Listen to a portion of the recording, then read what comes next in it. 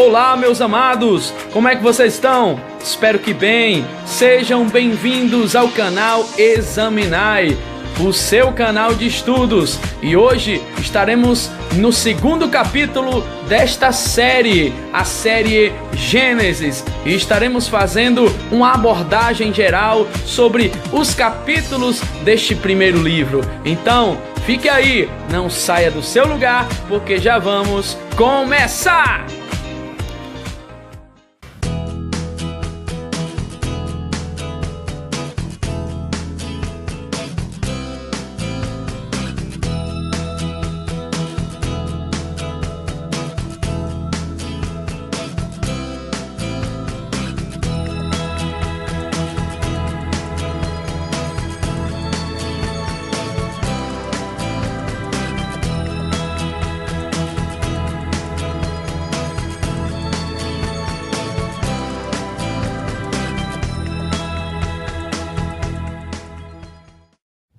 Bom, então para nós começarmos hoje o segundo capítulo desta série, eu gostaria de relembrar da importância de nós estudarmos este livro. Como eu já falei na aula anterior, no estudo anterior, é importante nós estudarmos Gênesis, porque é a base da Bíblia. Todas as doutrinas elas estão voltadas para Gênesis. Todas as doutrinas, elas têm como base o que está contido em Gênesis. Mas, como eu disse a vocês, neste canal nós também estaremos tratando de assuntos polêmicos. E vocês sabem que o livro de Gênesis é bastante polêmico.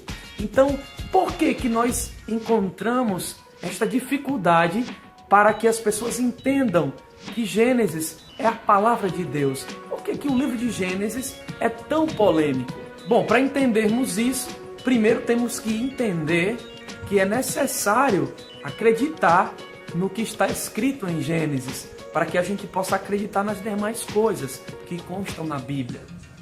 E não esqueçam que a palavra de Deus, ela deve ser examinada. Muitas dessas polêmicas acontecem porque as pessoas não examinam a palavra de Deus. A própria palavra diz que nós temos que examinar as Escrituras. Vamos abrir as nossas Bíblias aqui no livro de João. João 5,39 diz assim: examinai as Escrituras, porque julgais ter nela a vida eterna. E são elas mesmas que testificam de mim. Isso é o que diz a palavra. Então é necessário examinar as Escrituras para que pelo menos essas polêmicas possam diminuir. Outra coisa que pode causar polêmica com relação a Gênesis porque muitas pessoas assimilam a palavra de Deus com a ciência. Vale ressaltar que a ciência, ela estuda fenômenos baseados em fatos que podem ser testados e comprovados.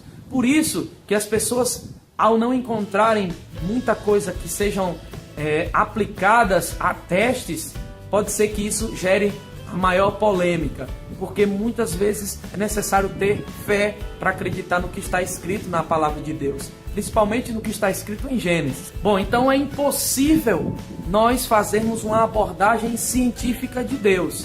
Podemos até fazer uma abordagem científica da sua criação, mas do próprio Deus não, porque é necessário nós termos fé. E se você abrir a palavra de Deus em Hebreus capítulo 11, no verso 6, você vai ver que está escrito: de fato, sem fé é impossível agradar a Deus.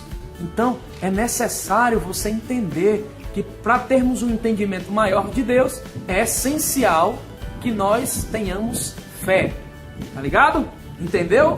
Fé, para que possamos agradar a Deus e entender as suas coisas, principalmente o que está escrito em livros polêmicos, como Gênesis. Outra pergunta que a gente pode também fazer neste momento é: quais são as histórias que estão escritas no livro de Gênesis?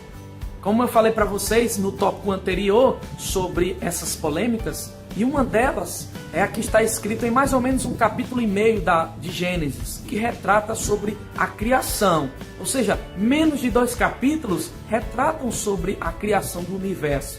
Então, a essência maior da Bíblia não é explicar cientificamente como surgiram as coisas que hoje nós vemos, mas sim acreditarmos no próprio Criador. o Criador de todas essas coisas. E também nós temos 9 capítulos falando sobre as nações, sobre a constituição das nações, sobre a história das nações. E 39 capítulos vão falar dos patriarcas, de Abraão, de Isaac, de Jacó, da formação de Israel, das tribos que constituíram Israel. Depois de feito esse resumo sobre Gênesis, dá para a gente agora adentrar um pouquinho mais e falar sobre cada um capítulo. No capítulo 1 e no capítulo 2, como eu falei, nós vamos ver um pouco da criação. Não vamos encontrar argumentos filosóficos, científicos. Não, o que a gente vai encontrar é a palavra de Deus sendo firmada naquele momento para que aconteça tudo o que Deus desejava. Então, a palavra de Deus proporcionou a criação de todo o universo através da sua força. No capítulo 1, a gente observa não só a criação do universo, da natureza, como também a criação do homem. Nós observamos que Deus estava preocupado também. No capítulo 2 a gente observa sobre o casamento, sobre a constituição familiar. Tudo isso nós observamos nesses primeiros capítulos. Então, antes mesmo de aparecer religião, de aparecer instituições feitas pelo homem, nós observamos que Deus já constituiu o casamento. Deus já tinha um plano de fazer com que o homem e a mulher constituíssem uma só carne. Então, se você abrir a sua Bíblia em Gênesis, capítulo 2, versículo 24, você vai observar isso que eu estou falando, que diz assim: portanto, deixará o homem o seu pai e a sua mãe, e apegar-se-á à sua mulher, e serão ambos uma só carne. Um outro trecho também muito interessante, que você também pode encontrar na Bíblia, está escrito no livro de Marcos. Marcos, capítulo 10, versos 5 até o 8, que diz assim: porém, desde o princípio da criação, Deus os fez macho e fêmea.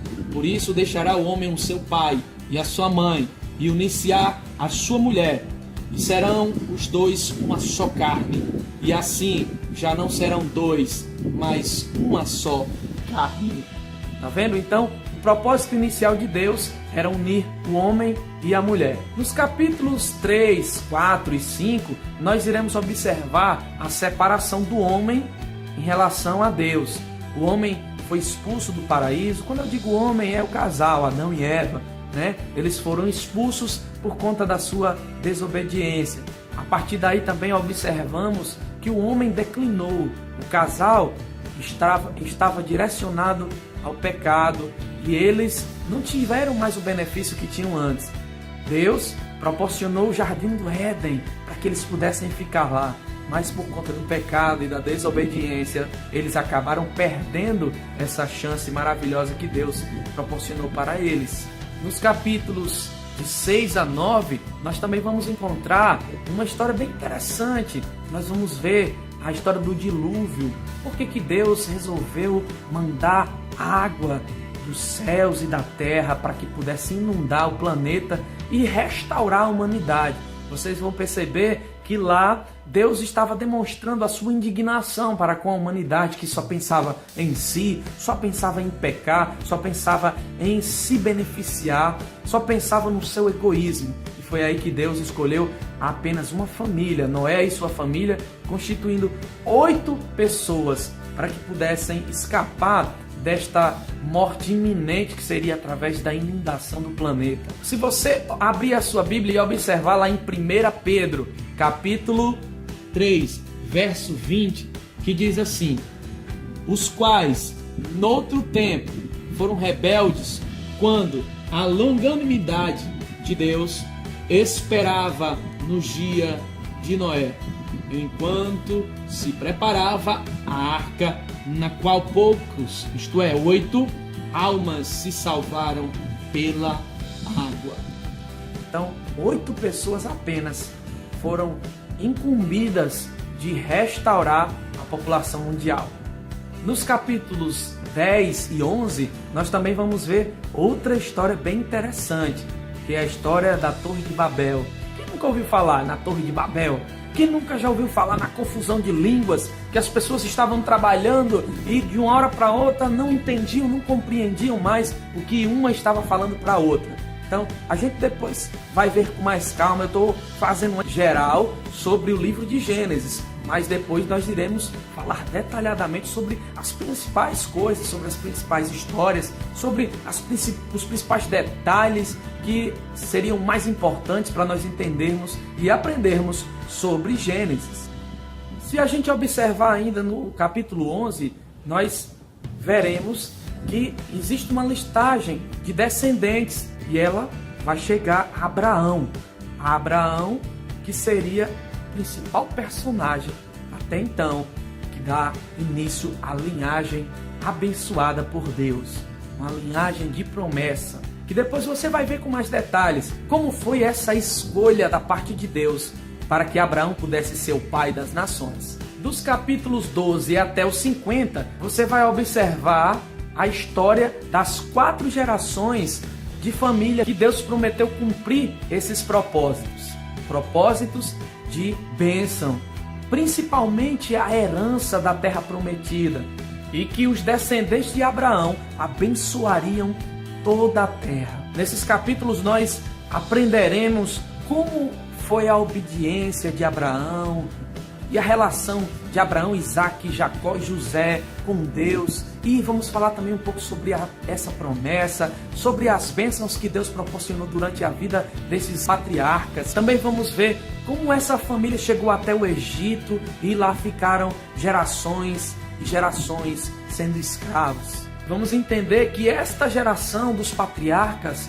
que ficaram depois de muitos anos lá no Egito acabaram formando uma grande nação que posteriormente Moisés, enviado por Deus, conseguiu retirar de lá todo esse povo que estava escravo mais de 400 anos. Pois é, então nós já estamos chegando ao final deste capítulo 2 da série Gênesis. Hoje a gente trouxe apenas uma abordagem um pouco mais geral, só para que você pudesse ter um pouquinho de entendimento sobre o que vai tratar este livro. Quer dizer, nós já vimos até muita coisa relacionada ao livro de Gênesis, mas você vai entender um pouco melhor mais na frente, vai entender detalhadamente cada uma das histórias, cada um dos fatos mais importantes. Vamos detalhar um pouco mais, voltando aos primeiros capítulos, falar um pouco também mais detalhado sobre a criação, sobre algumas coisas relacionadas ao hebraico, porque lá a gente consegue entender um pouco melhor sobre o que está sendo escrito na Bíblia, o que está sendo passado para mim e para você.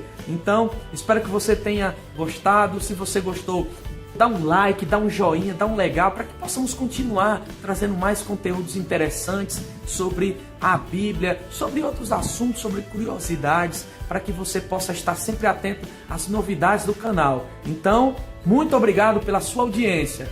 Fica com Deus. Deus te abençoe e tchau!